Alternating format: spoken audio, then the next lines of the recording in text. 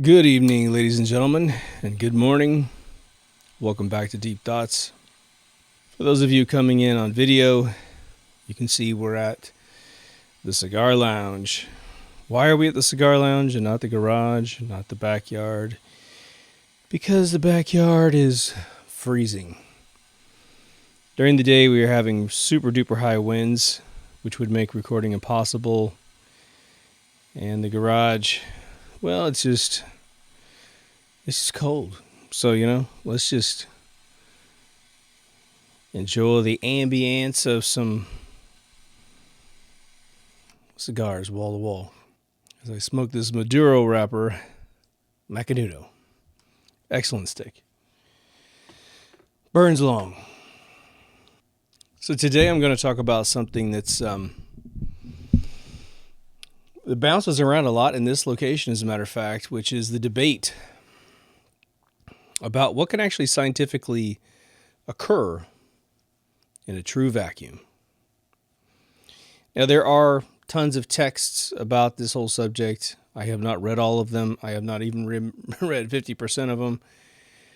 But it's something that once you start studying the fabric of the universe, and I've spent at least a good 20 years plus, probably damn near 30 years studying the unified theory, as they would say, which there's varying definitions on what the objective is of a unified definition. For me, it was, what is the universe made out of? Down to the smallest instance of a particle. And then if you have that one thing that you think is there, and can you explain up to where we are today and explain everything? Like many of you who followed me in this last year, I believe that using Eric Dollard's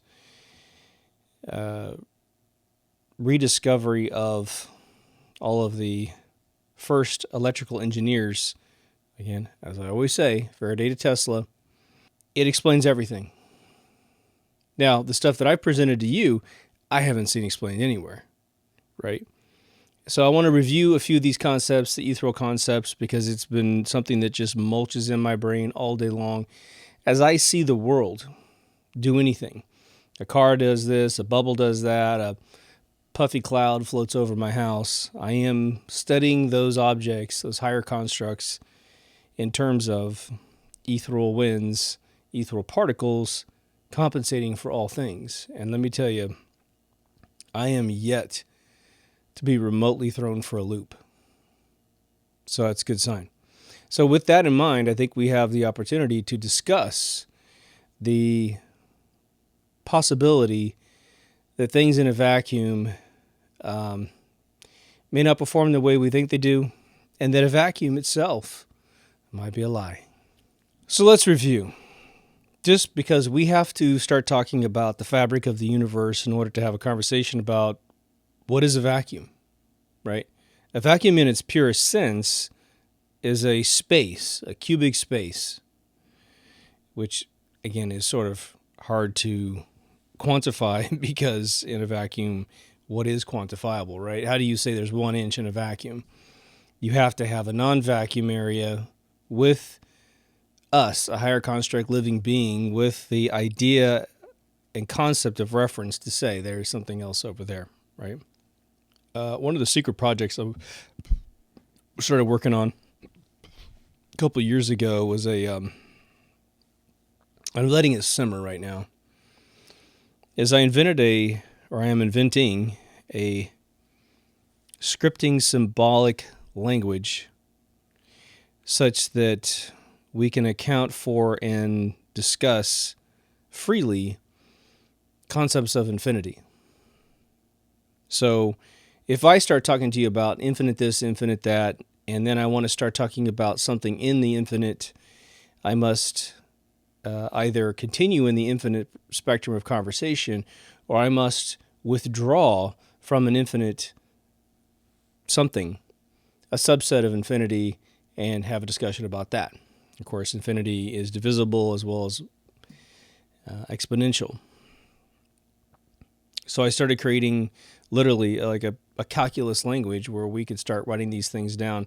And my goal is to create a language that can be written in formula form that allows the mathematician to perhaps cross over into the more existential mindset that's necessary to contemplate these things, right? For, any physicist to sit around going, man, well, it's just infinity. I know infinity. Okay, well, that's great, but you're automatically blowing your own fucking mind when you start talking about infinity, because you can't conceive of it. You can't conceive of infinitely small. You can't conceive of infinitely large. So in order to have an intelligent dialogue, we've got expressions in mathematics today that go at this, but it's all based on the quantifiable, non-infinite concepts which the human mind can conceive of. So my symbolic language is its goal is to come up with a way for us to feel just as satiated and at ease with the infinite as we do with the finite, and then again start to contemplate things like the conversation we're about to have would be a perfect conversation to discuss with this language. I call it my infinity project, the infinity project. In case you guys reference it to me later, that's what it's called. Now, we live in a world where, one, we don't need to talk about any of this kind of stuff, right? It's not imperative that we have this discussion. But we do, because we're curious. And for some of us, anything that is unknown just piques our curiosity, right? And just to digress for a split second, I really think that mankind's insatiable appetite for the unknown is simply because those who have taken on the infinite burden of protecting either themselves or others, they know that unknowns are the historical point where we have lost life, right? Let's go in that cave. Oh, that seems safe. It's raining outside, thunderbolts and lightning. We don't know what the fuck those things are made out of, but let's go in there because I think it'll be a little bit better. And then, oh shit, there's a bear in there. There's a lion in there, and we just got eaten alive. Or it seems pretty good. We went to sleep, and then all of a sudden, bugs are eating us up, So the unknown is where the chieftains, the protectors, the alphas go in, solve all those problems, and then say, it's safe. I cleared this place out. I burned a bush and put it in there and got rid of everything that was alive. So for those of you who consider yourselves mathematicians or physicists or what have you, any type of scientist of any kind, you know what? You're sort of the barbarian alpha male, alpha female, omega, I guess, female that is out there trying to, assess risk and trying to expand consciousness and expand man's capability, right? We didn't always have bicycles and combustion engines and, gliders and things like that. It took people thinking about it and going, well, I first thought we couldn't, and then we did, and then I did, and then we all do. So the vacuum. As I said in just a recent episode, NASA has several designations of vacuums. I believe it's 5 core designations, and then within each core designation there are technically infinite levels of designations, but like they break it down to another 5 or 4 or something like that. They've built these really huge facilities trying to create vacuums. And at least they're being honest about the fact that they cannot achieve a true vacuum. And of course you can't, because you can't stop ethereal particles from flowing. But what would a vacuum be? Now, I think that most of us understand that time is an illusion, lunchtime doubly so.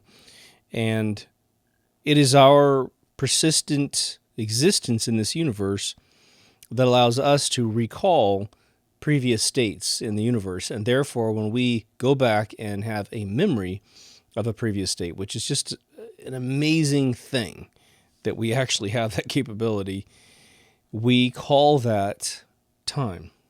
I was smaller, then I got bigger, and I'm going to get smaller again as I turn into a really old man. There you go. A vacuum. Obviously, we are going to discuss, or we're going to need to discuss, an instance of infinity. Let's just say the universe is an infinite symbol. And we need to just say, okay, is there any place in the universe where it's a true vacuum? Again, NASA will lie to your face. They've been lying to me my entire life, saying space is a true vacuum. Absolutely, at face value, it's got to be the most ridiculous assertion that any scientist could have ever made, ever, ever, ever. How do you think light gets to us there, buddy? Right? How would there be any force that would be considered to be gravity? Even with their shitty phenomenon, mass pulls against mass, completely wrong model of gravity. It has to have a substrate. It has to have something that is carrying the wave to us, right? From one star to another, one star to a planet or what have you. If you can see space, which we can, then there you go. You've got a medium by which things must travel. So let's just say you and I are going to come up with a true conceptual vacuum. And of course, scientists have thought up true conceptual vacuums. But we have, let's say, cubic foot. Not on Earth, somewhere out there in the less traveled distances between, let's just say, if space exists, between put it this way, we'll go to the furthest gap between two bodies in space and say at least that should have minimal emissions, right? It's a cubic foot, and inside that cubic foot, for a particular unit of time that we agree on, a nanosecond, a minute, an hour, fucking millennium, right? This thing is absolutely, positively, by serendipity or by intent, absent of any form of anything that we could describe in any conceptual form of existing. It not only lacks ethereal particles, but it lacks the energy that would make up a person's soul, the untrackable, the intangible. It is truly a vacuum. Okay. It's an ABS vacuum, right? An absolute vacuum. All right. Now let's just say that we are going to back off the absolute purity of this definition in the next step down. And we're going to simply say anything that man can't track by way of reaction or actual tangible physical mass, it can go through that area and we don't care because we're really just concentrating on the stuff that builds us, right? Now, again, in this world of Deep Thoughts Radio, we have ethereal particles. For those of you who are new to it, it was a, I'll just give you the super duper recap. Faraday through Tesla, they had tracked ethereal particles 50 times the speed of light. They use a big giant wire and wave it to measure that speed using electrical currents to figure it out, disturbances in electrical currents. The best way to think about how ether forms the entire universe is sort of a magic trick. If I had a little CG team off to the side, we could create a really cool graphic. And I'm going to give you 2 stages to this. And again, the hardcore listeners, you guys have already heard this, but I'm going to probably shave a few words, so maybe it's worth listening again. You have a pool of water, and you have a current, right? One of those little tornadoes going down to a drain. Or maybe it's just a current out there in the river. It's where the river hits the pylon that holds up the bridge. All those little currents out there, right? Now, when you see that, you see what? You see a conical tornado going down to some relief valve down below. In the case of your sink or your bathtub, it's going down to a pressure release, which is the pipe. But even in nature, the top surface can move at a different speed than the bottom, and that creates compression, thus a spiral, and down below, it's moving slower, and thus it's vacuuming out, sort of like an Einstein-Rosenbridge thing, right? All right. Yeah, almost gave you jazz hands there. Those were ether hands. It's my own little special spin-off. Now, the reason why it's going down your whole life is why? because there's a gravitational force pulling down to the Earth. All right. And again, that's created by ethereal winds, which we'll get to a little bit later. Now, if I could snatch that tornado out of the water and still have some water, right? And then I remove any gravitational force that is creating that little backbone right down the center, it would spin into what? A sphere. That is exactly how all mass in the universe is created. There is no down force in the universe. Don't listen to Neil deGrasse Tyson. He'll tell you that there's a fucking up and down in the universe, which is why the world is pear-shaped, right? Like he's pear-shaped. But when you pull this out and you remove gravity, then you get a sphere. Another way to think about it is sort of a bubble in water. What is a bubble in water? It's a bubble trapped in this all-present stuff called water. Well, now you take that exact mathematical model of how water pushes on air to create a bubble, and you lighten up the forces, okay? Replace water with ether, and replace the bubble with a plasma ball of energy, which is super fast-moving ether that hasn't slowed down enough to get its Sigma 5 designation as a quark or whatever, and you have Earth. Because on the outside of this crust, of this plasma ball, it's going to start drying up. It's going to start cooling off. It's not big enough to do what the sun does, which is to create all kinds of wild fusion reactions on the outside surface. So one of the big questions that comes up about a vacuum, especially at this location and downstairs, is that they ask me, they go, well, dude, does a rocket engine work in a vacuum? Now, as a knee-jerk reaction, you've got two different paradigms that you can go, well, yeah, dude, of course it does, right? Well, the first one is that you've been told your whole life that it happens, that motors in a vacuum actually light up, push off something, and get the vehicle to go in a particular direction. Yet, everything that we actually launch into space has its momentum by the time it supposedly slingshots out of Earth orbit. And again, if I make one episode where I don't say, yes, but the slingshot theory is bullshit, then I'm going to get someone and tippy-tapping on the keyboard. Yeah, but that slingshot theory is bullshit. Yeah, we all know it's bullshit, okay? Chill out. But the other paradigm is what? Science fiction. Science fiction has shown us a million times motors, the Millennium Falcon, the whole backstrip lights up. You've seen... my God, Battlestar Galactica, Star Wars, at least Star Trek had a warp field. But Buck Rogers episodes from the 30s, then again in the 70s. Forbidden Planet did not use that, which was cool. So that brings up something very interesting. And I know a lot of you think about this. But you might, if you're like me, you'll think about it a lot more than you actually pass it on to other people. Which is this. We live in an ecosystem that uses ethereal particles and ethereal winds to live in a much different environment.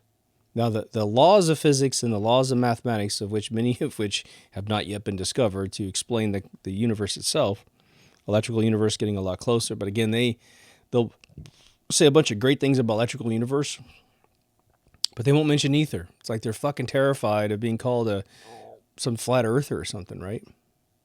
Ether explains absolutely everything. And I mean everything, right? When a CERN Hadron Collider pounds two protons together in the opposite direction, all it's doing is it's pounding apart the super tight orbital connections that create the proton in the first place out of ethereal winds. But the force and the organization of the impact is not pure and it's not perfect. And so you do not get ethereal particles. Well, they could, and they probably need to adjust their algorithm. What they think is ambient noise is the ethereal particles, most likely. But they're getting other higher constructs, the quarks popping out of these things. that and probably subatomic to that.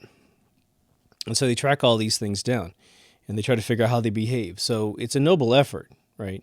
They're not looking for the Big Bang, okay? Everybody with a fucking brain knows the Big Bang didn't happen, okay? It's unbelievable how many science teachers are around the world, okay? They went to school and they went right back to school, right? So they graduated and then they started teaching before they ever did anything interesting in life. And so to them, they know that their knowledge is out of some book. They've never experienced it. They never dealt with any scientific experiments. They never ventured out to see if they were full of shit. And so they know this deep down inside. So when you start talking to them and telling them, hey, dude, I understand why you have that, because when did you graduate? 1975, and what is it, fucking 2018? 2019 now. I think things have changed, right? But they built the CERN Hadron Collider based on some fuckers that Higgs boson dudes, right? They had graduated in the 60s and 70s, and they built a 10 billion euro device, which now has cost another 10 billion, looking for the Big Bang, supposedly, right? And they want to find the multiverse particle versus the single universe particle. They lied through their teeth. Go see my episode on the CERN Hadron Collider. Shame, shame, shame. But our vacuum. In a vacuum, it is unclear whether or not one could bring an object into the vacuum. We see all the time diffusion, where you might have like a container full of smoke, and you open it up, and what happens? The smoke goes out and diffuses into the room perfectly evenly over time. And then you're looking around the room, and you're like, where the hell did the smoke go? Well, it's here, honey. It's just all diffused all over the place. Okay. Now, I want you to imagine that once you take an ethereal object, which is everything that we know as mass, period, and energy, and if you were to take it and, I think, push it into our cube, so you had a basketball, and you just push it into the cube that is a vacuum. Well, I'm going to speculate that because the medium by which the basketball is created, which is an ethereal wind, it's just going to unravel. You just push it in there, and as soon as the edge starts penetrating the true vacuum, it just starts dissipating. Now, your ethereal particles are probably in there if you could somehow contain it, but it's not a basketball anymore. It may never be a basketball anymore until you push a hell of a lot more ether in there to the point you're like, oh, I got some rubber now, right? Now, the idea of a rocket engine seems pretty sound. You have a cone. You blast something inside the cone, which is going to create a force against the cone, which should move the cone. And then who cares where the fire goes? Hopefully it's not a child sitting on the outside of this thing. But then that's what moves it down the road. I think I'm going to come up with the same exact answer everybody had before I started the episode, and you're going to go, yeah, big deal. I think all these engines work in space because there's not a vacuum, period, right?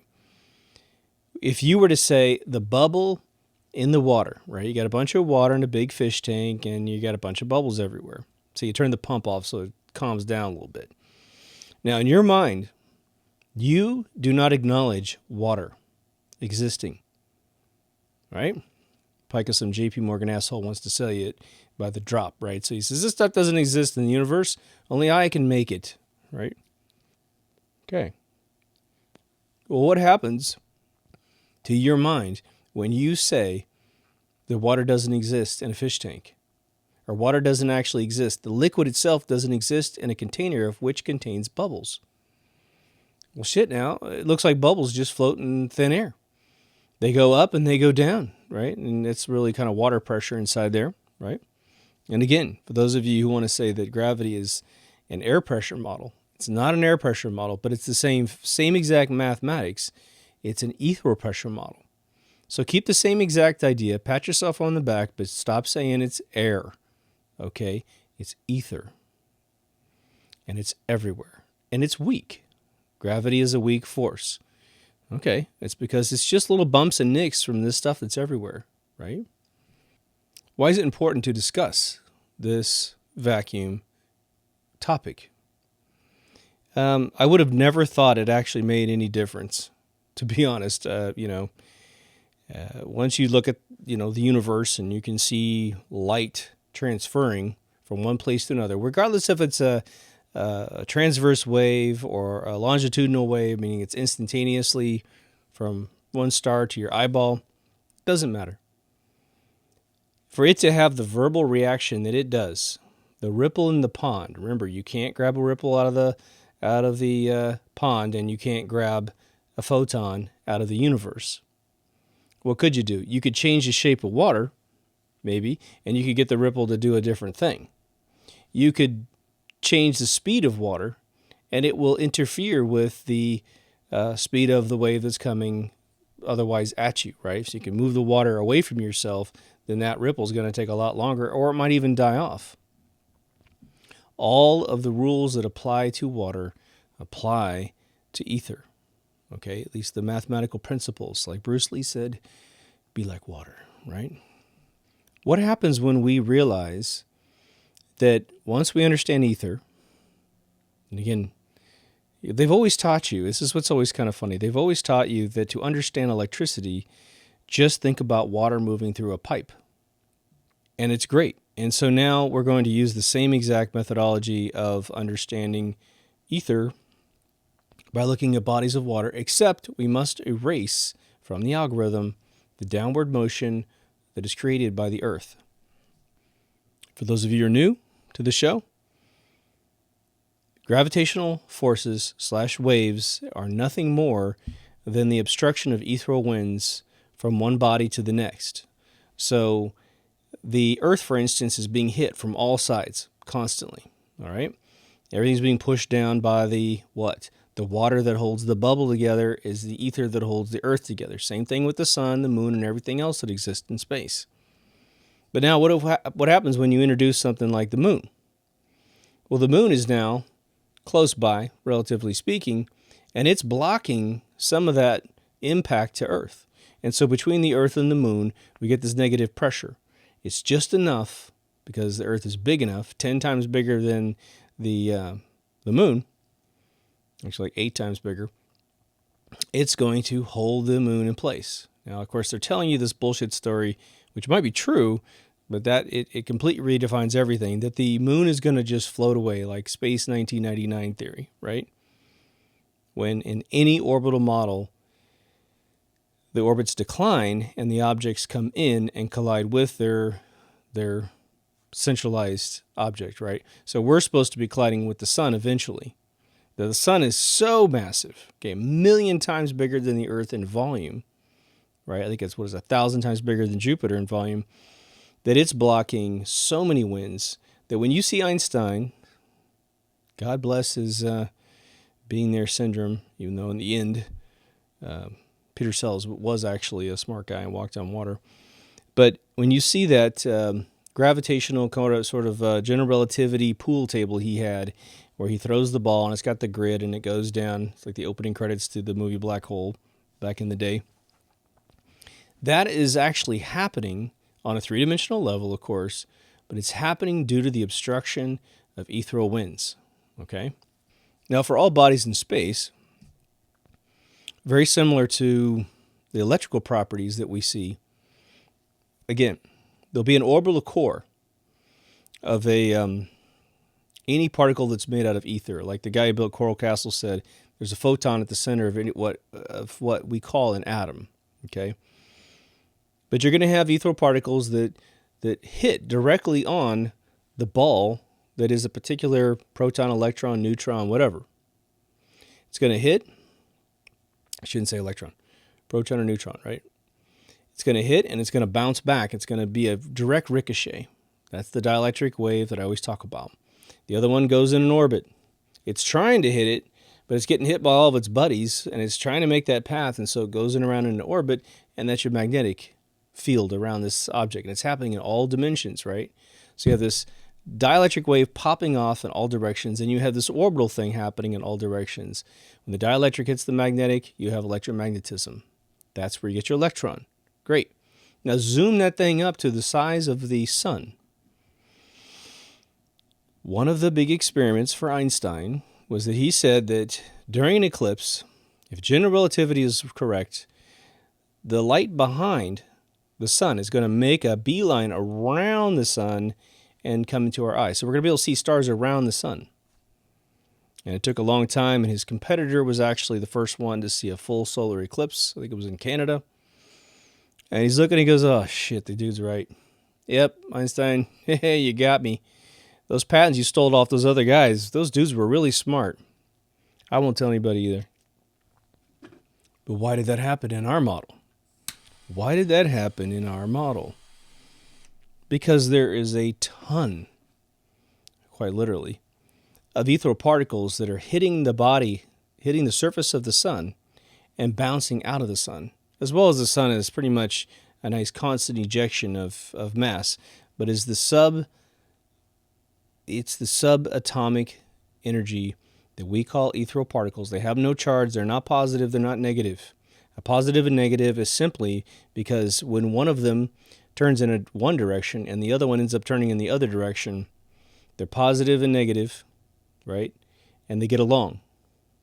The way I like to explain positive and negative in an ethereal model is to say again, never think of anything really having a positive or negative when you talk about ethereal particles. But if you had two Formula One tires that are going in opposite directions, which doesn't happen, but they're out there in an open tire race and they touch each other. One's going one way and one's going the other way. They're going to get along fine, aren't they? In fact, they might even draw towards each other, right? But if you make them spin in the same direction, which is what happens when they race because they're all going in the same direction, now you could say, let's just say for the sake of arbitrary designation, there are two positive tires, okay? They go backwards, they're two negative tires.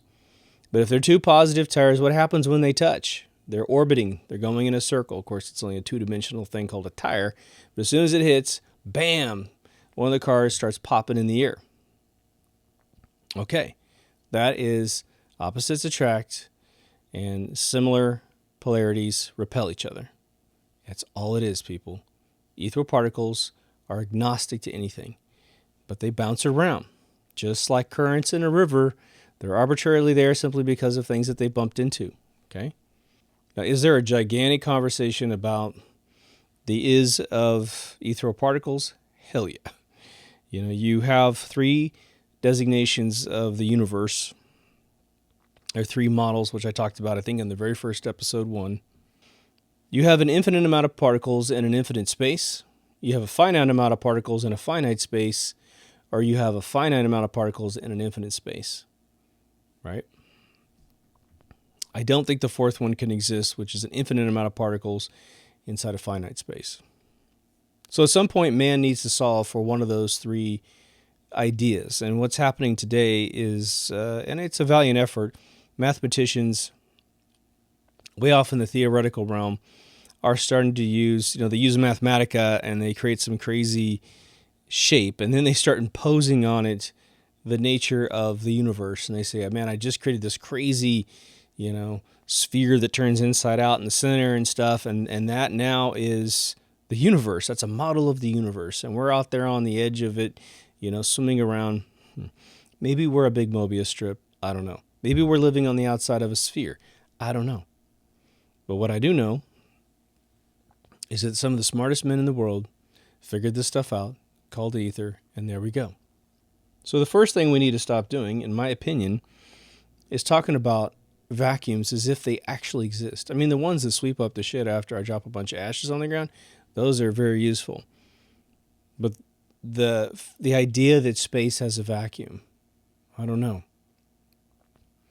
If I were to postulate the purest place where a vacuum might exist would be the center of the sun, the center of the earth, the center of any celestial body that is created out of some spinning sphere of plasma energy. And I say plasma a lot. It probably is technically a false designation that I'm giving you because we don't have words that I know of for, like tachyons and other conceptual particles. But if you were to say ether is moving 50 times the speed of light at its pure form before it starts to collide and slow down, then it would be something probably just above plasma, where it starts to go invisible. There's a lot of videos going around about the power transformer that blew up in New York, and there's a couple other ones that happen. And you see this during any type of, stormy cycle of any, city's history when transformers started going. But when you start to see those big giant Jacob's ladder, super bright, just blinding bright arcs of electricity on wires, the ones that make all the cool sounds, that's plasma energy. It's slow moving, so we can see it, right? But what's the one unifying thing about the sun? You don't look at it because it's really fucking bright. What do you do when you try to look at plasma energy popping off of a power line? Any of you have seen it? Any of you looked at arc welders? You can't look at them; they'll burn your eyeballs up because the verb coming into your eye is so utterly violent. The rods and cones in your eyes will be vibrated to death. They will simply cease to exist, like a frayed piece of beef jerky you just had in your mouth, or an old cigar, right? And your body might repair and it might not, right? When I did the episode about the space travel, I discussed building a UFO type ship, right? And it was during the recording of the episode that it hit me that if we were to ever truly create a vacuum anywhere in our world, okay, that it could be a very dangerous object to create. I don't mean to be an alarmist or anything, but let's just say I created some sort of spaceship. It seats infinite number of people because we don't have any problem with its propulsion system. It's going to run off the ethereal model, which is sort of the gravity wave engine that essentially makes dents in the ethereal winds and thus starts creating a negative pressure any place you want it, right? So if you want to move up, you make a slight bump in the ethereal waves above you, and the ship just falls into the hole. In very careful units of measurement, both from an area over the vehicle and probably the time in which it is allowed to exist, all which is going to be probably controlled by some electromagnetic engine, we have to be super careful. Because whatever was there is being displaced at a certain velocity. When you look at your face in a really funky mirror, and you move the mirror, or you start using some of the plugins on your telephone to distort your face, right? Well, it's interesting because if you have the spiral one, it starts over here and it's all spirally. I might be able to do this in Final Cut, but it moves across, it disturbs your face. And then it moves back, and you're not worried that your face is not going to come back into its original position. Now, who knows if the universe has some sort of elasticity that if we were to destroy mass that would be in that little pocket, do we push or do we just zap it into existence where there's a vacuum of ethereal particles and then the ship moves up into that little cavern that's there, right? But the one thing you can't do is use this engine to create a bubble inside the craft itself. This displacement algorithm or technology, which doesn't exist that I know of, Bob Lazar says it exists in S4, but you couldn't have a human in there because you would start to remove the ethereal flow that makes us exist, right? Going back to our spending water in the sink. That thing only exists, that little tornado only exists because water is constantly refreshing its existence. You remove the water, it doesn't exist. It doesn't get to take the water with it just because you remove the water, right? That's why those little tornadoes disappear in your drain. Okay, so imagine that we're made out of, countless, quadrillion times quadrillion to the power of quadrillion amount of these little spinning ethereal spheres. And, hey, they might have other shapes too. I'm just sticking with sphere because that's what we see in nature. We see it in planets and bubbles. That's pretty damn good, right? As it is above, so too is it below, right? Well, if you cut it off, then you cut off what you're made out of and you simply, you just drain out of your existence Your soul is probably fine. It runs off and does something else because it's not really affected by this stuff. Maybe you'll go through a little slingshot, move or something like that. But what your body's made of is gone. So it's imperative that if man ever makes a true vacuum tool, that, if you're afraid of the Hadron Collider creating some Mandela effect or some black hole, which is all bullshit, right? If you study ether, you immediately stop believing in black holes. Like immediately. It's just like, poof, that's why they don't exist. It's over, right? Could you create an object that obstructs so much ethereal winds that you're not going to have the verb of light leave its surface? I don't think so. Okay. I don't think so. Because the bigger the object, the more dielectric energy you'd probably create, the more magnetism you'd create. And again, mathematics absolutely denies the Big Bang from ever occurring, right? You can go all the way down to the Big Bang. You get down to those infinitesimal nanoseconds before it, even nanoseconds or whatever it is, and physics just falls apart. But you'll have somebody tell you that an old hokey story of creation is the way it worked. The reason why I want to make this episode is that I really feel like we've had the foundation of science completely stolen from us. And you have cowards online, not people that just disagree with you. Those aren't cowards. You got people who do no research who are cowards, and they just get all fucking butthurt, run around on YouTube. And they have these little text files on their computers, by the way. They've written this little diatribe, whatever, it pitches their point. I just had one of these douchebags today. And they cut and paste it, and then YouTube immediately sees that that comment has come from that person multiple times across tons of videos, right? We just had a total coward about the moon come in, and he did this fucking snowflake thing in our comments. How dare you? But. And here's a bunch of fucking links out to NASA to tell you how it all happened, right? He's the guy that ends up in those compilation videos on YouTube, running his mouth and getting his ass kicked at a Denny's.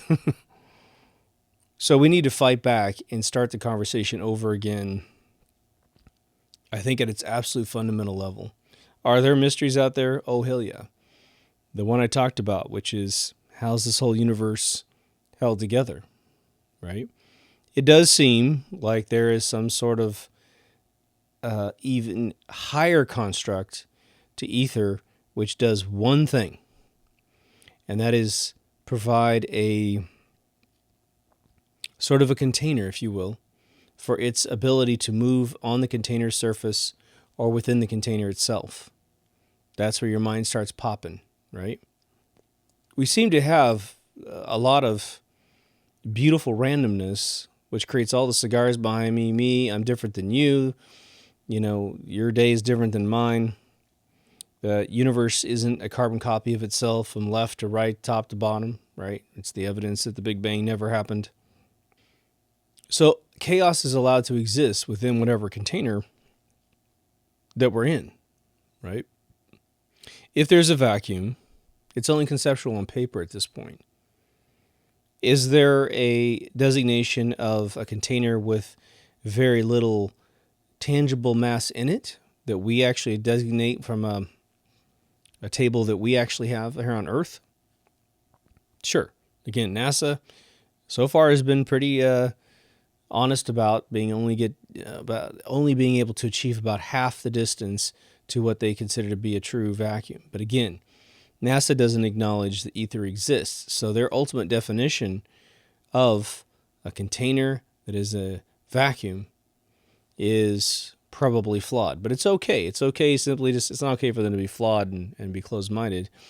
But they must draw the line to say, okay, man isn't going to be able to probably create unless we start getting into electromagnetic force fields, something that actually has a complete void inside of it, of no ether, right?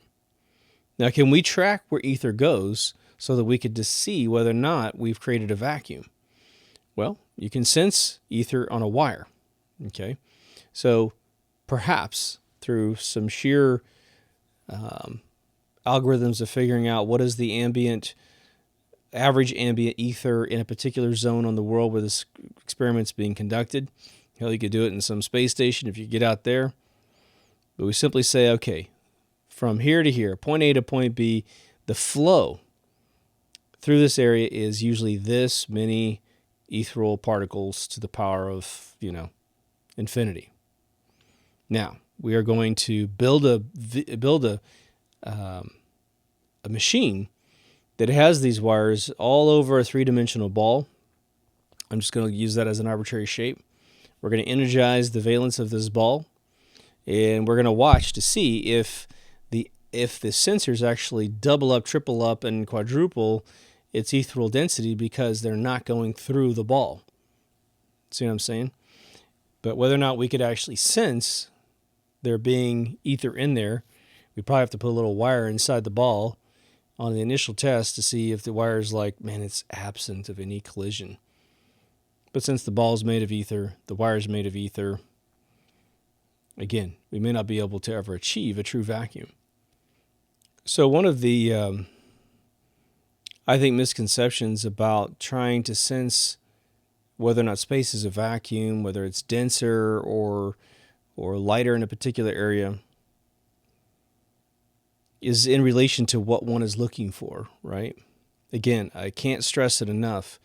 We grow up in this microcosm that is our planet, right? And so we are oxygenated. We have a relative gravity force due to this ball that we're sitting on. Again, I know some of you don't believe that, but you've got some explaining to do if you want to refute that. So it's hard for us to pull out of the paradigms that keep us alive. It's hard to pull out of the paradigms that make us die. We are conceived of inside of our mothers, right? A boy and a girl gets together. Sorry, folks. And they procreate. And you have this microscopic little heartbeat that goes all the way up to being born. We live. Hopefully we get a nice stretch of life, and then we decay and we die.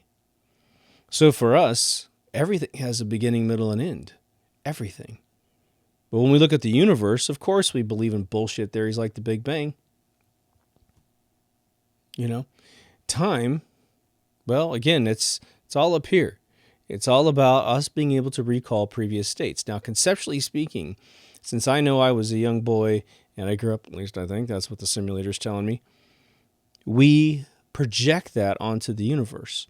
And of course, we know that, okay, if there's a little tiny pockmark on the surface of the moon, a volcanic electric pockmark, routinely misclassified as a meteor impact, we can conceptually say, without a big degree, that didn't exist at one point, and then it did exist, right? Okay. So we infer time onto the universe to better understand it. And so for us, we're going, well, surely it didn't exist forever, right? I mean, shit, nothing exists forever. And then you go, well, why do you say ashes to ashes and dust to dust, right? Why do you say we return to the soil of the earth? It is then toiled and harvested, and it creates nutrients, and then mom eats it, dad eats it. They create another life, and that life consumes the earth's bounty, lives a life, dies, and returns back to the earth's bounty. It's in an infinite cycle right in front of your face. Spiritually, you're taught that reincarnation is a sin. You're not to think of that shit if you're a Christian. Why? God built like I always say, the greatest amusement park on planet Earth, the best fucking ride ever, and you're only supposed to ride it once, and then you got to sit up there in that cage eating cornbread forever or something? I don't think so. An infinite cycle of life is something that man struggles with, and I think more so than struggling with the infinite paradigm of a numeric set, right? If I said, well, numbers go up forever, you're like, yeah, they do, don't they? Ooh, that hurts my brain. I don't need to think about that. And you're like, yeah, you probably don't. But then again, if I said, go get me the letter 8 number 8 and bring it over to me, you can't. But if I said, go get me a rat that's like 6 months old, oh yeah, go down to the pet store. Here's a rat. They got it on video being born 6 months ago, and so it's 6 months old. There you go. Okay, so now it's tangible. When you bring the infinite cycle and the recycling of the universe, again, as it is above, so too is it below, and you bring it down to tangible life, and you say that the human body is going to decay and turn back into the earth and be reborn, we don't like that one, do we? One, it gets at a lot of people's fear of death to begin with, but then we don't like to be thought of as like, my body's going to rot in some hole somewhere, going to be burned up into ashes and then thrown out of some boat into the ocean, and I get nibbled up by friggin' fish at some point. If an ethereal particle is an ethereal particle,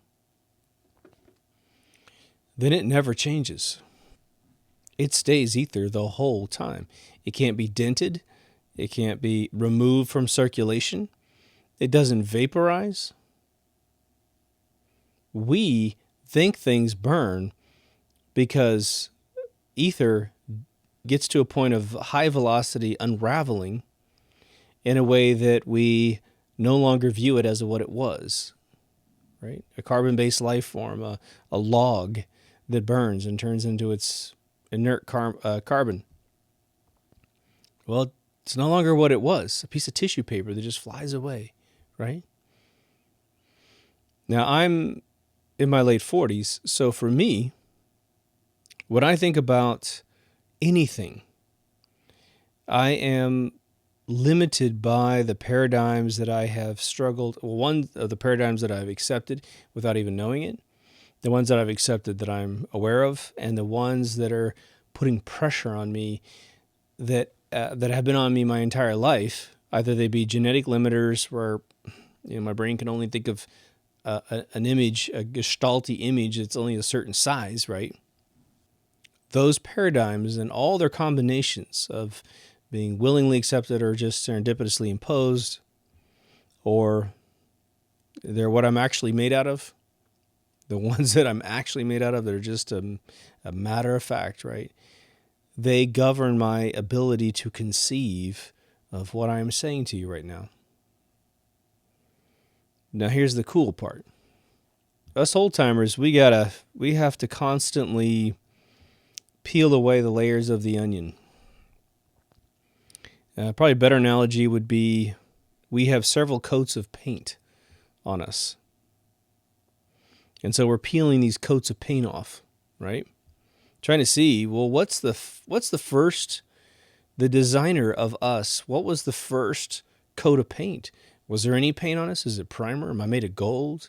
I want to know. And so you just keep peeling it away and peeling it away.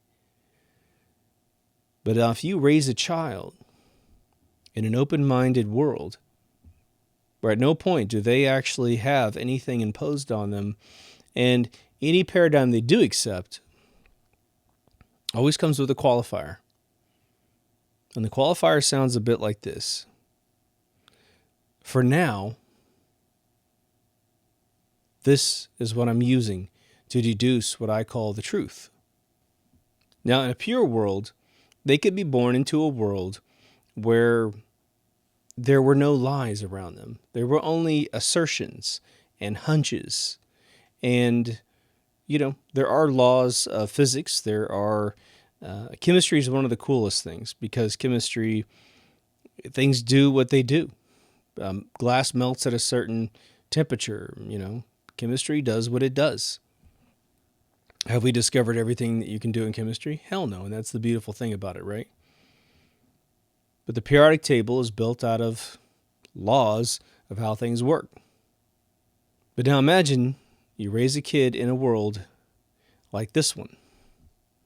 Well, like I always say, there's things being imposed on them. If they go to a very special school from the very, very beginning, where again, we learn how to read, write, we do a little bit of arithmetic, get them all built up properly. So they have a high level of vocabulary and communication capabilities. On the mathematical side, they can solve for any problem, whether they got to do it by hand with a slide ruler or a big-ass calculator. They can get it done. But then when they have to start going out into the universe, going out into the world. Maybe the kid, it's more interesting if the kid has a fairly dynamic world. Like I grew up in Kansas, so I had, we didn't really have forests, but we had woods, and we had streams and ponds, and you had crops. You got to see how life works, how farmers plant things and harvest things. So the almanac was something that was mentioned quite a bit because it was the guide that helped everybody succeed. Now, if we can just destroy Monsanto, we'll get back to that. But now imagine this little trick in your head here.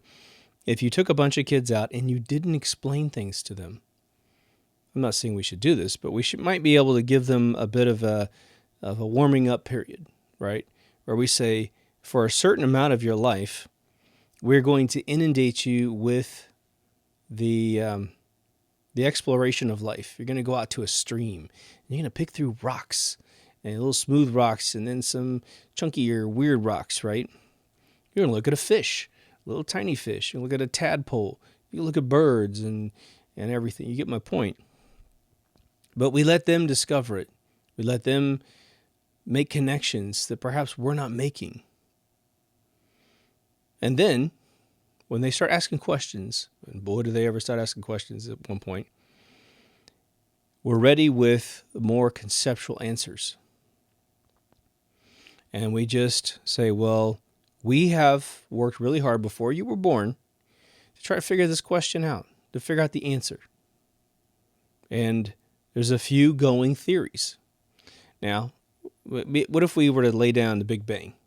And we say, okay, well, for a long time, we thought the Big Bang was the way it started. And then we did a little bit of anthropology and figured out that man had already created that story 50,000 years before it was turned into a mathematical algorithm. And oh, by the way, when we finally put it inside the math that it needs to take place to make this exist, it crumbled.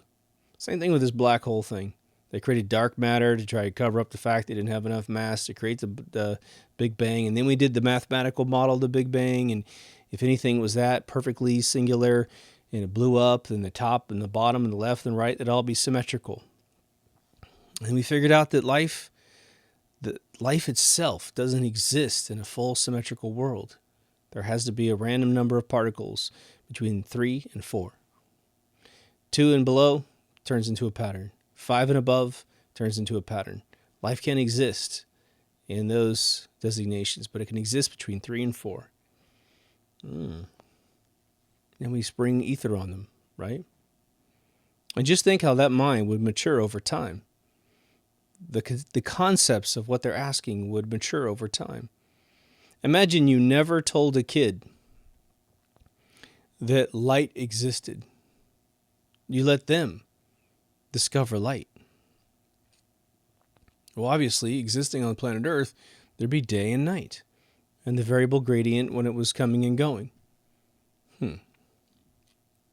But when would a child ask you, what's light? What is this stuff? The stuff that's on my hand, it makes it warm.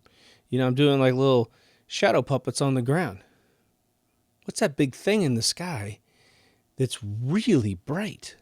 What do you call that stuff? It's that great moment in the Hitchhiker's Guide to the Galaxy when the whale is spawned into existence, falling to Earth. Actually, he's falling to Nagrathea, isn't he? But Douglas Adams did an amazing job crafting the dialogue of a whale. First, waking up as a whale, and he's falling at terminal velocity, and he's trying to be really upbeat, but he has no idea that he's going to die. He has no idea that he's necessarily falling. He waves his tail, and he's all, what's this? Oh, I don't know what it is, but I really like waving it about. I think I'm just going to call it my tail. Yes, it's my tail. And he goes, what's this stuff coming up at me really, really fast? It's sort of round. He goes, I'll call it ground. Yes. And then his last phrase is, I wonder if it'll be friends with me. Ploosh, he hits the ground and explodes, right? Meanwhile, the bowl of petunias says, oh no, not again. I have this feeling that modern man would pay to be theoretically lobotomized back to that point to rediscover everything.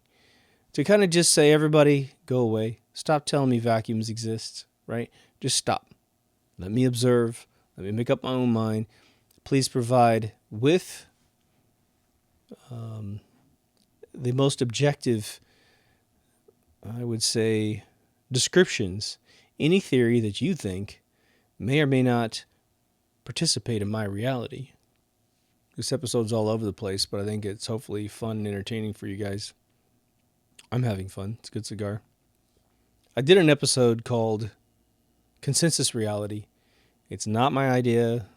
Plenty of people, many hundreds of years before I was born, thought about this. But the idea is that man and his consciousness is creating the universe. Through our bias, we create the universe. When you start thinking about how big the universe is, you start to think, well, that's probably not true unless what we really are at the soul level, at the core operating system level, is so much bigger than what we are today. That we actually have this back processor that can hang on to all the stars, regardless of what they are. You're hanging on to them. You're hanging on to this fur that is the Milky Way. For any of you who've remotely gone outside in your lifetime and you look at a sand on the beach or the water in the ocean, you conceptualize for a second how much volumetric space, weight, life, variants of life are in that ocean that you can stare at. Seems way beyond the concept of mankind, right? But then you have perhaps a conceptual vacuum. The conceptual vacuum would be the old question, if a tree falls in the woods and no one's there to hear it, does it make sound? For those of you who've ever dabbled in programming video games, especially first-person shooters or infinite scrollers like World of Warcraft or any MMO, most of you know that as soon as you are moving in a universe, the computer has a limited amount of memory, especially for infinite scrollers, right? For those of you who don't know what I'm talking about, you're on the surface of a world, and you can walk in any direction you want, turn the camera, face anywhere you want, and you can walk infinitely until you fall off the edge of the world or go in a big loop. Usually they're continents, but they're so massive it would take you all day to walk from one side to the other. Well, the game is not holding the whole world in memory at once. It's not holding all the textures, all the event loops for all the animals that are running around.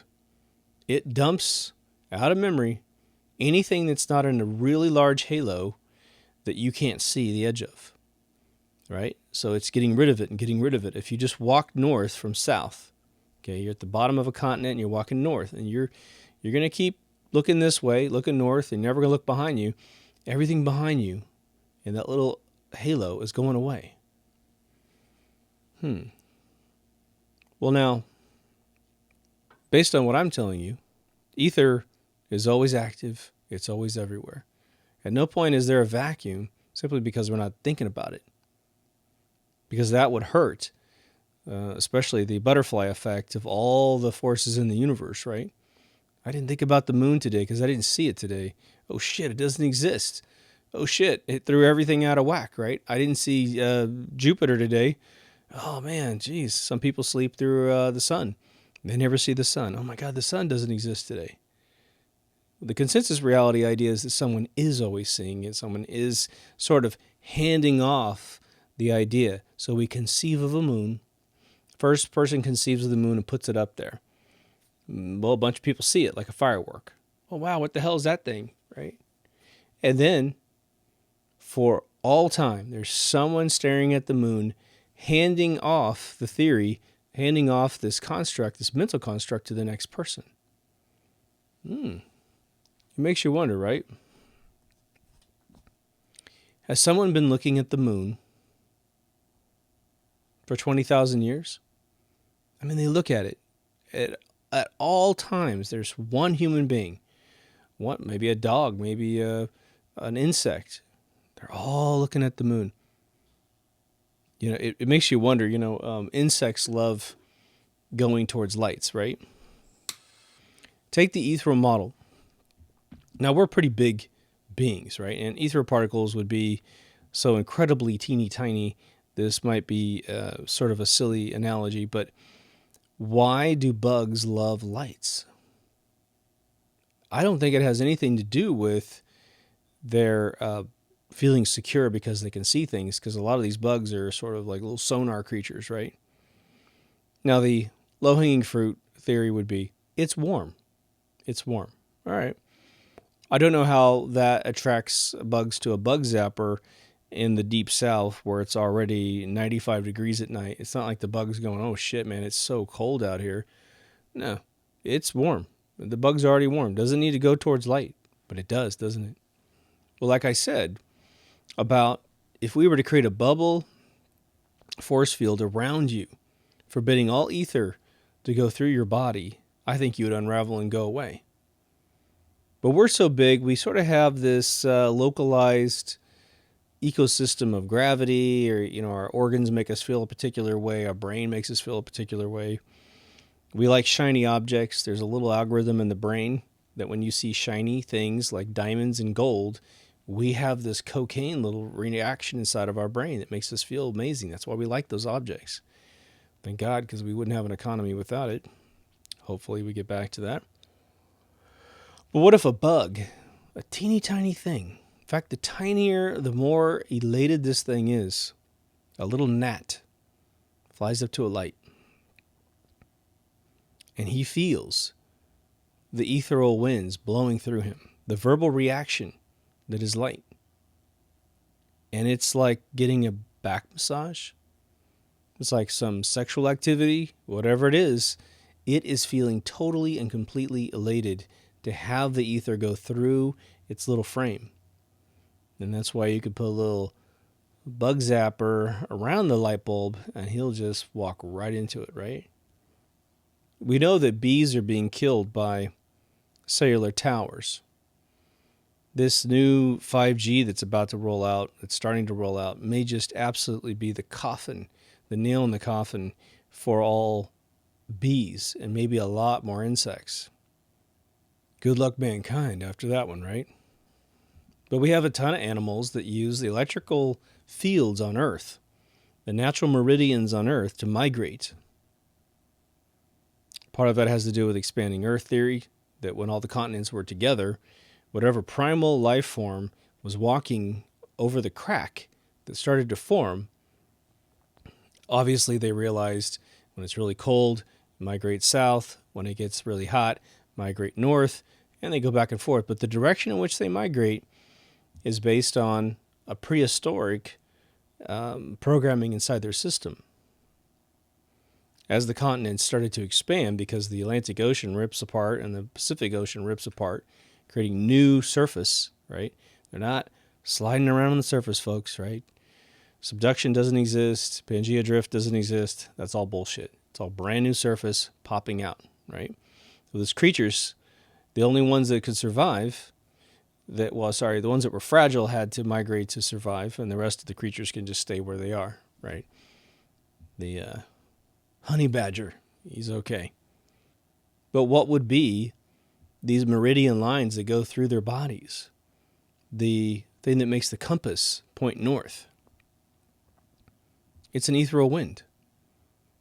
It's a tiny ethereal wind that's at the surface level of what eventually, about 1,000 miles up, turns into a lethal band of radiation that protects us from other radiation from other bodies in space, namely our sun. Let me pose this question to you. How important is it that we protect everything that we've discovered to date about science, whether it be false or true? I think the obvious answer is it's in some areas extremely important, because then we will regress and lose a lot of our amenities that are getting us to the next level of consciousness, right? Meaning, if we were to return to the law of the jungle, then the only thing that would matter would be survival against each other and survival against the elements, right? Trying to figure out, the seasons. We'd have to live towards the equator again because we would lose the ability to build shelters, to dig water wells, to be sophisticated in any way, shape, or form on a primal level. But what's really cool is that we have proof. We have absolute proof that primal man got there very quickly. What's interesting about primal man, and I would say primal man defined as, this is sort of an insult to the word primal, an insult to the people I'm going to name, but your ancient Egyptians, you're probably more African Egyptians. Of course, anyone born on the continent would be considered African, but, King Tut, by all means, was not an Arab as we see them today. Whether or not that race exists at all anymore, I would think not. They probably have been crossbred or eliminated. But you had this beautiful marriage between poetry and science. No one would ever deny that the pyramids were built out of the most incredibly precise science that man has ever discovered. Again, we're sitting here rubbing our heads at 2019 going, I don't know how the hell they built those things. I mean, our theories of how they built the pyramids suck. Isn't that unbelievable? Now, I want you to go watch the next CG movie that you see, the next Marvel Avengers, next time you see the Infinity War sequel, right? You're sitting down at your TV or your movie theater and you're looking at this stunning 3D. I mean, the amount of algorithms we have figured out to do water is just unbelievable. Pacific Rim, all the water is fake, man. Even rain half the time is fake. It's crazy. But we can't figure with those brains functioning every single day and creating artificial realities, we can't figure out how they built the pyramids. But what were the pyramids based on? Well, it's clear they were based on the stars. They built the pyramids in Giza based on the Belt of Orion, and then a bunch of the other cities around Egypt that are very, very far away. Like, you can't see them with the naked eye. The buildings are built absolutely perfectly aligned with the fully aligned pyramids of Giza to match exactly the proportions of the stars in space, the ones that they thought were important, that they built into constellations in their lore. But now what else happened? Well, they married poetry with their science, right? They believed in all of the constellations having personalities and having a place in their life, when it's probably just an arbitrary selection of brighter dots in the sky. Now, there's this... someone came in the comments, and I can't remember who it was, but I commend them. I told them I agree with them in the comments, but they essentially said that, when it comes to white man's inventions, white man created white man things. And when it comes to African inventions like the pyramids or Machu Picchu or something, it tends to go to aliens. And it looked like a sort of a racial degradation of their capabilities intellectually. Well, I would say it's probably not that intentional. I would say that I would take it as the most backhanded ultimate compliment ever, which is to say, if one is to claim that they're a descendant of these individuals, which I don't think anyone is, besides all of us, but it is that they so blew our fucking minds that we're like aliens. It's like we have to have some arbitrary, unbelievably sophisticated society participating in the creation of these objects, because man is sitting here with seemingly no limitation to our imagination when you look at Hollywood, and we can't figure out how they did these things, right? The subject of ether, as I mentioned several times, and I won't go a huge digression into it, but it's how the pyramids functioned as gigantic power plants, right? For those of you who are new, the inner limestone is superconductive to electricity. The outer limestone was super non-conductive as an insulator. The hallways are built out of red granite, which is called liquid rock in terms of its electrical properties. Who knew? Most of the electrical engineers that take a look at this thing say, Jesus, I wouldn't want to be inside the thing when it's turned on. In fact, there's no torch marks, right? No one lived inside the thing. It wasn't a tomb, okay? Because we've seen tombs in the Valley of the Kings, and they don't look anything like these objects. But inside all of the tombs and inside the mastabas and on the walls, you have mythical explanations for things mixed in with seemingly scientific things a little bit. What blows the mind is this. And I think this sort of gets at the alien concept that these individuals, us, the budding mankind, came from space. Sort of goes like this, and I think you'll find this interesting. If they created this science of creating pyramids while they were on Earth, meaning they didn't know how to do this, and then they worked really, really hard over 50,000 years or whatever it took them to do this, to figure out pi, to figure out conductivity, ethereal winds, all this stuff. Again, remember, Tesla's tower was based on the pyramids. It dragged power out of ether, drove it into the ground through one Tesla coil that was wired to go down into the earth. It brought up infinite electricity out into a different Tesla coil, which then can be broadcast to your home in a low frequency and remetabolized into electricity that we use today. It was torn down before it was ever activated, and now we pay for electricity. But I want you to put two visions in your brain for this next analogy here. Over here, I'm going to do my right, your left. We have the pyramids. And we have tons of writing, right? I mean, if you read hieroglyphs from back in the day, you'll find most of the parables that Jesus told were written in hieroglyphs thousands of years before this dude ever existed. If you go with the 39,000 BC timeline that has a lot of evidence behind it, man, that's a long time before this fabled person existed, right? Okay, put that over here. There's no writing about how they built the pyramids. Right, there's a few sled drawings and that kind of thing, but there's no ramp, there's no nothing. There's no levitation. Okay.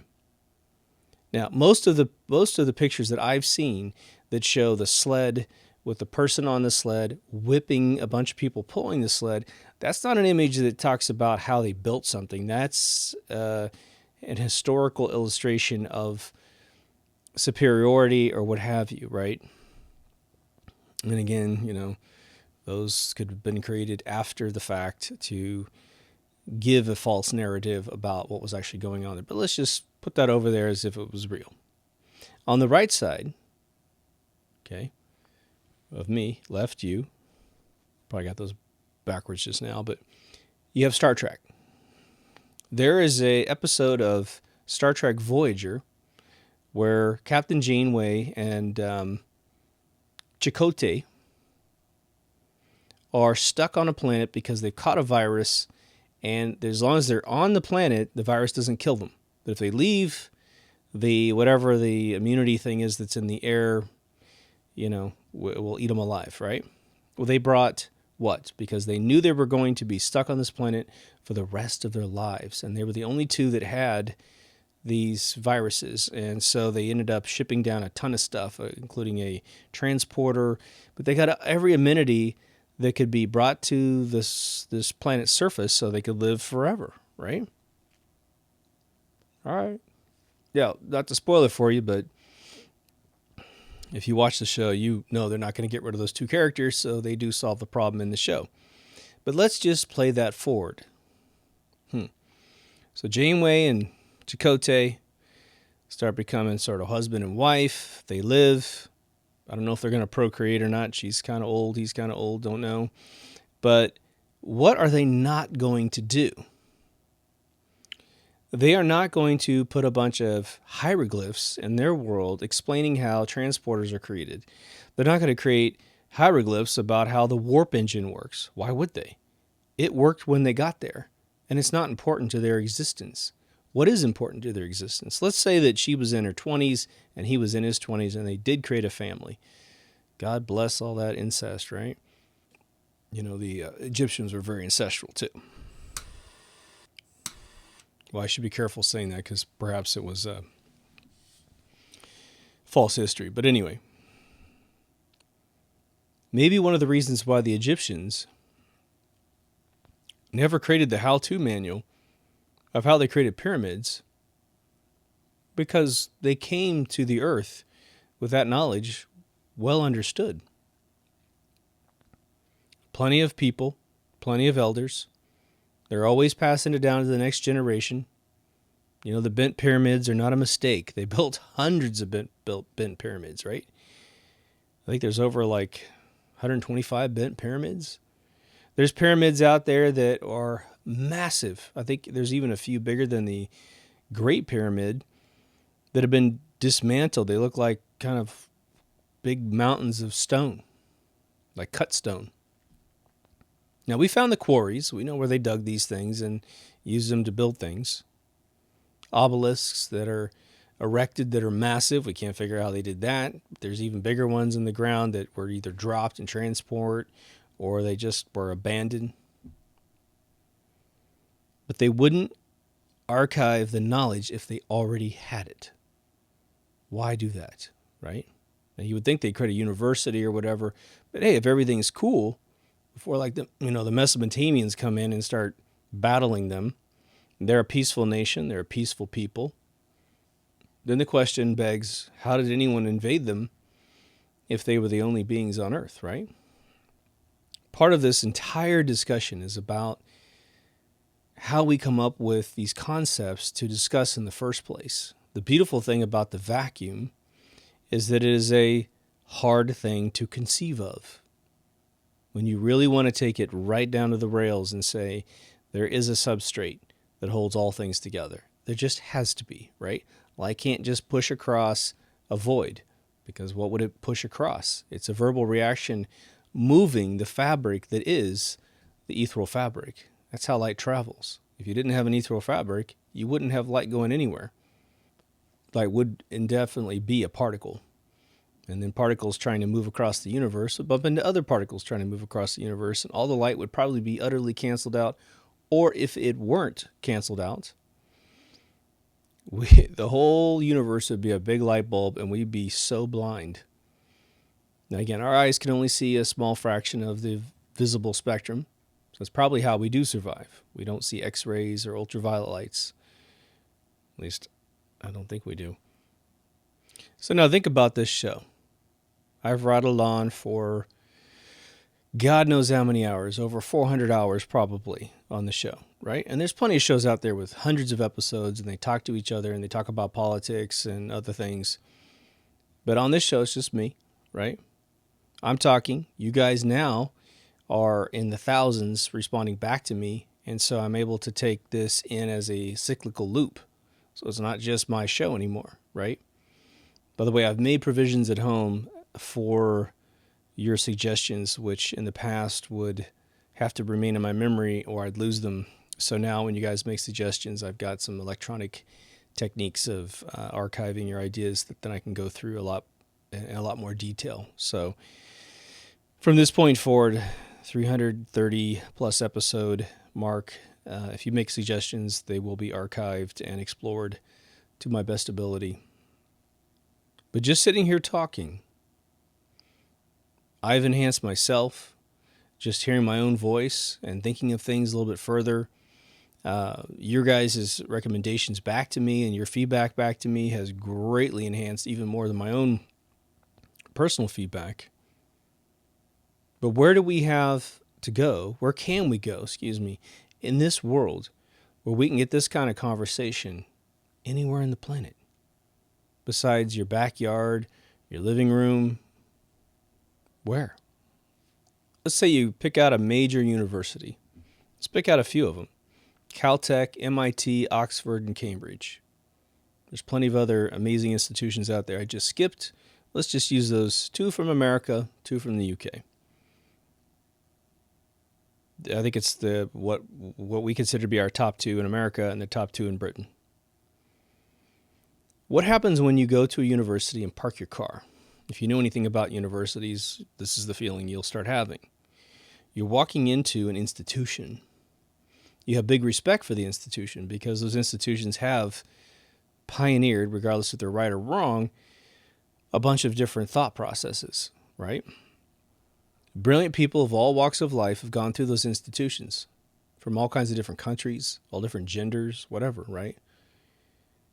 But there is a hidden force, usually what we call the tenure force, Tenure, that puts pressure on you to remain within the narratives that they have discovered. You're not supposed to go outside of the envelope unless you're heavily controlled.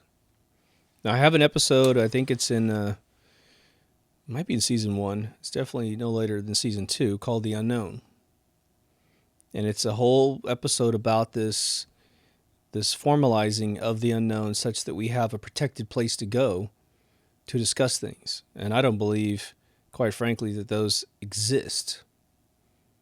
You know, we need an institution that is created from scratch. Again, as I always say, if we get a chance to rebuild the planet from the ground up, this is, I think, one of the chief goals that we have, that we have to maintain, we have to develop and nurture, that we create a university that when you park the car, it's sort of a mix of all 4 of those universities that I mentioned and every other one that's amazing out there. But it's mixed with the unknown, with what we might term as magic, right? Again, the Willy Wonka chocolate factory analogy is one of my favorites. When you watch the movie from 1973 with Gene Wilder, you get the sense that when you go into Willy Wonka's chocolate factory, in the fictional sense that it is, there are no limitations. That guy is the last guy that's going to tell you can't do it. What did we see in the film? We saw Oompa Loompas doing all kinds of wild stuff. A river of chocolate, right? Some crazy, cave that the ship went through.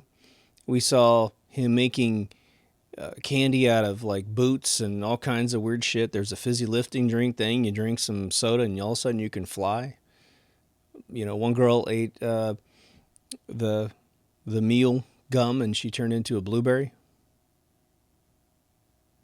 One girl got into a room with a bunch of golden eggs. She was a bad one and she dropped through. And my TV flew across the room and materialized inside of a TV. It was a world where anything was possible. And that's why those movies are so important as they were initially made. Because when they were remade, all that magic's pulled away. All that magic's flushed down the toilet. It's about Willy Wonka and his dad. And his dad's an asshole dentist, right? The original Willy Wonka, I know this sounds like a crazy analogy to bring up at this point, but I said it a long time ago. I want to say it again so you guys know, especially you newcomers. The 1973 film had a character called Slugworth. Slugworth was a guy that went around to everyone who won a golden ticket, and he whispered in their ear, "If you bring me back an everlasting gobstopper from inside the Willy Wonka chocolate factory and you bring it to me so I can reverse engineer it, I'll give you whatever it was, 10,000 pounds, whatever it was." At the end of the film, sorry to spoil it for anyone who hasn't seen this, it won't change a thing, trust me. I get goosebumps every time the final line is spoken because it is a magic that I think we've lost, and we need to find a way to take it out of the artistic fictional world and put it into life, okay? The kid, Charlie Bucket, gets all the way to the end. All the other kids have screwed up so bad that they're gone. They're all getting fixed. Now, the kid screwed up too with his fizzy lifting drinks, but he managed to avoid death narrowly by burping. You'll have to watch the film if you haven't seen it. But it gets to the very end, and he's supposed to get a lifetime supply of chocolate. That's what everyone who gets a ticket and signs the contract agrees that they're going to get. But the kid did mess around inside the fizzy lifting drinks with his grandfather, and he touched it, and that was against the contract. And that was the clause that Willy Wonka used at the end to say he gets nothing because you didn't follow the rules. And the old man calls him an asshole, you know. And Gene Wilder plays this role phenomenally, and he just says, sorry, you broke the rules. And he screams and he yells at this kid. It's like the last thing you would expect Willy Wonka to go through, right? With a child. But the kid sees through it. And he goes, you know what? He says to himself, I don't want to walk out of here being a further criminal than I already was. I wasn't supposed to drink the fizzy lifting drinks. I screwed up my lifetime supply of chocolates. So I'm going to go ahead and leave on a moral uptick. The kid walks up to Willy Wonka, who is now pretending to give a shit about something at his desk. And the kid pulls out the everlasting gobstopper and drops it on the table and turns around and walks off. And Gene Wilder says the magic line as Willy Wonka, as he puts his hand, takes his hand off what he was doing, he puts his hand on the everlasting gobstopper, and he says, so shines a good deed in a weary world. Could you think of a more appropriate exiting statement for our society today, that if anybody were to be good in this world, especially those that are in politics or in banking or whatever, corporate control, military control, to be able to say that about them? And he turns around to Charlie Buck and he says, you've won. And the kid says, what are you talking about? And he goes, you've won. And then out of a door comes this Slugworth guy. And Willy Wonka says, this guy right here, he works for me. This was a test. This was a test to see if you were a little bastard or if you had a moral fiber to your body. And you just gave back the one thing that would have made you rich. And I know you're poor. I know you live with your grandparents, right? He was sitting inside beds all day, right? His mother works 10 jobs and all this other crap, right? He delivers newspapers so he can afford a loaf of bread for his family. But what did the kid win? He won the whole joint. He won the whole factory. And Willy Wonka said, I needed to know that there was someone like me to take this place over. Someone who was good to the heart. Someone who loved my stuff enough that you couldn't resist the fizzy lifting drinks. But at the end of the day, you wouldn't steal something out of my factory. Then they go up in the glass elevator, and they break through the wall, break through the ceiling, and they fly all over England, and the kid gets the place. All right. We need real life and real education and real information to be as open and free and as, I would say, without penalty to be discussed as that kid was able to explore that factory. That factory said, you know, you're going to live in a world of pure imagination. Okay, great. I would say the amount of science that we have told ourselves that we understand with great penalty, if you were to refute Neil deGrasse Tyson or the science guy, right? It's an ultimate penalty and scarlet letter that'll get wrapped around you if you so much as say the Big Bang didn't exist, global warming's fake, all these different things because it's against some other control agenda, right? A lot of us sit around thinking about, okay, science is kind of screwed up. Science is now a science with a capital S. It is the new religion. For those that don't know science, they retreat back to folk tales of people that never existed to be controlled. For those that are out of that mix, they go right into capital S science, the new religion. You're controlled in both paradigms. We think about, well, geez, how do we take these guys down? Well, I would say this. Let's go with a Kubrick analogy at the end here as I close this baby off. 2001: A Space Odyssey. Act 1. It must have been really interesting in 1969 to be told that you're going to the most scientific movie that's ever been made. And it's so long it has an intermission in the middle of the film. Today they wouldn't do that because we make plenty of films that are that long. But you sit down in the theater, you got your popcorn and your soda or whatever, and the lights fade, and what do you see? Monkeys. Prehistoric man. Now, wait a minute. Aren't we seeing a science fiction movie? I mean, most of us know how the movie goes now, so we watch it and we don't have any problem with it, right? By the way, I still have friends of mine who are grown adults that can't get through that movie. So sad. But the initial Act 1 is about a group of monkeys that have a water spot that they use to drink every day, because you got to have water. And another tribe of monkeys comes up over the hill and fights them. But they don't fight physically. They just sort of scare each other. They wave at each other. You know, get away, this one's mine, right? And there's more alpha males in the other tribe, and so the initial tribe gets pushed away. But then this thing called the monolith shows up, this black, beautiful monolith, and it freaks out the first tribe, right? And the second tribe has no idea this thing arrived, right? And its purpose is to imbue man with programming to change our paradigm of thinking. And even though this is going to be a sort of a violent analogy, it's sort of the tenacity and the velocity of which we have to change our own minds, and it has to be, well, I think we're at a point now with the Great Awakening that we can achieve this gigantic bump in the way that we think and the way we communicate with each other, especially about science.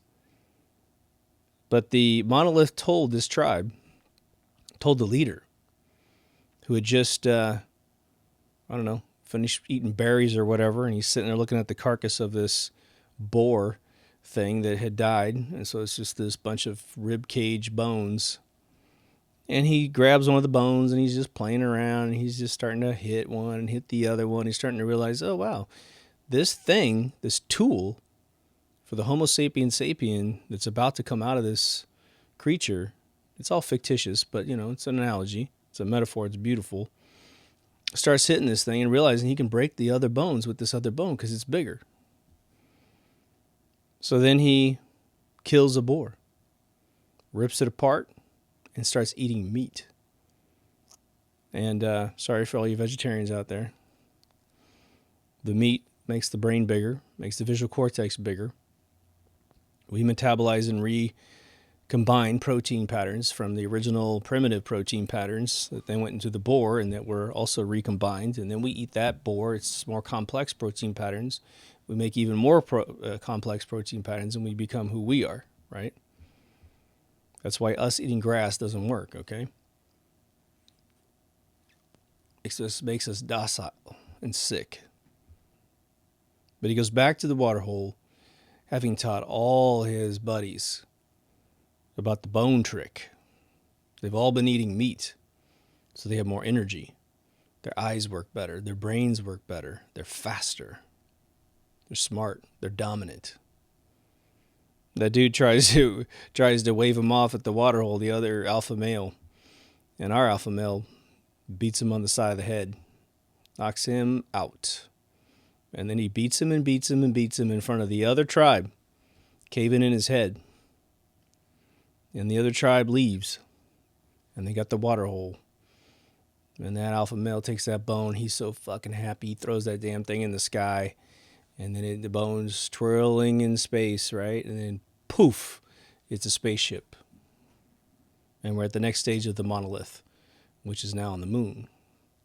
I think that through our communication in productions like this and the millions of others that are on YouTube that are way better than this show, and your own personal intellect, there's a lot of you out there that have ideas that are dead on. You know the next stage of something. And it's important that you share it. It's important, I think, you share it with your closest friends that are going to be apt to listen to you with the academic background to understand where you're going. And hey, maybe your first 5 versions of the conversation aren't so good. Just keep refining your story, like I do, until you can say it in less words. Try to find physical analogies, right? When I first thought of the bubble in water, to show the mathematical congruency between ether and the planet Earth, and all bodies in space, and how this force works right in front of our face. It's been in front of our face the entire time. Bubbles have always existed since man has been sentient, right? Well, I took a person, I think it was Bart Sabrell, when I was in the interview with him, I think he mentioned bubbles to me, and he wasn't talking about ether, but he mentioned bubbles to me, and I just was like, poof, it all came together. The other analogy of how the system worked, right? So anyway, I think you feel me. This is a very esoteric episode, but I think the chain of thought flows. I really, really, really want to pass on the inspiration that I have found personally through other people that existed before I ever made this show, and then the feedback loop I'm getting from you guys. I want to push that energy back out to you on a constant basis, right? Inspiring you guys to bring me your ideas to, I mean, you don't need to bring it to me really, but bring it to the world, right? Look up 0-point energy systems. There's a plenty of you with resources. You got little workshops that you wish you had a project. You're pretty good with electronics or what have you. Go look them up. Go look up Stan Myers, the dude that was assassinated in 1993 for figuring out how to turn tap water into pure hydrogen on demand. Something they say it can't be done because tap water's too impure to do it. Well, that's bullshit. He did it. You can go find his schematics and build that engine. Just don't go raising money because they'll kill you, right? Just do it in secret. Once you figure out how to do it, like he did it, it's a very complex thing to do, but if you have that aptitude, you should do it and then publish it to the world. Here's how you do it. My name is so-and-so. This is how you do it. Don't try to make a buck. Like I said in a previous episode a long time ago, trust me, if you're responsible for solving the energy problem of the world and knocking these oil companies straight out of Compton, right, you'll never pay for anything again, right? You could walk up to a gas station and go, I'm the guy that, turned this place into a water station. Can someone else give me some water? Can I get a meal for free? How about a suit? How about a ticket to Tahiti? And people are going to go, no problem, dude. There you go. Can I take a picture with you while I'm at it? Sure. Pow. You're set for life. Don't even worry about it. Tesla gave us his whole stash for free. Not because he wanted to, but because he was screwed. But he said, can you just make the AC motor the standard form of electricity in this planet? And he said, sure. Right? All the way to the bank. Well, he died penniless, right? You don't have to go out that way. You don't have to give it to a billionaire to monopolize it on everybody. Make it such that we can build it out of Tupperware and tin foil and a couple rubber bands and toothpicks. Let's go MacGyver on this thing. Anyway, I think that's all I got tonight. Had to pound this one out because it's just too cold out there. If you haven't been to deepthoughtsradio.com, please go. It's just where you pick up all the feeds. Again, if you found me on video and you'd like it in your car and audio, that feed's up there. If you want to reverse back to video, that's up there. There's a locked Facebook group. We have a lot of fun on that group. Again, it's a lot of funny stuff, fun stuff. Yes, there are theories that you don't believe up there, but what's nice is, again, I'll put it to you this way. Our Facebook group is a bit like that Willy Wonka factory. It's an informal institution of open thought. So, yeah, you're going to hear things that, again, you think are completely stupid, but that's the fun part about it, right? Right? I'm sure you wouldn't like all the candy at Willy Wonka's chocolate factory either, but the stuff you do like is going to be really delicious, right? There's also a Patreon group. We've had a lot of action up there. Again, the thing about Patreon is if you join for $1, you get all these episodes usually before everyone else does. The only time I don't hold it back is really late at night on a Saturday or Sunday when I'm trying to push out a doubleheader. Like this one might actually get out there before the doubleheader needs to debut, so you might get this one. But I just finished one at home that's rendering that they'll get early. So as soon as you join, the feed goes from nothing to a ton of things that you'll see. So anyway, take care of yourself and someone else, and I'll see you in the next Deep Thoughts. Over and out.